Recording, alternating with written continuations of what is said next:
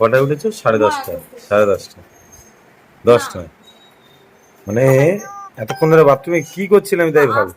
ও edit করছিল বাথরুমে বসে বসে।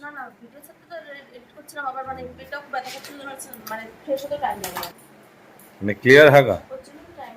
ও এত হেগেছো? দুদিন চোখ দুটো দেখো শুধু, পুরো একবারে দুর্গা মা ভর করেছে। চোখের নেশা, গালের টোপ, মায়াবী চোখ, কি লাগছে তোমায়, ফিদা হলাম চোখে, বিয়ের পর দেখলাম শুধু রাগ, রাগ, রাগ। বিয়ের আগে জানতাম আমার বউটার রাগ আছে, কিন্তু এত রাগ যেখানে ছাদে যেতে ভয় পায় সেখানে ছাদে একা বসে আছে। আর আমি বলছি কি রে বাবা, ছাদে একা বসে আছে।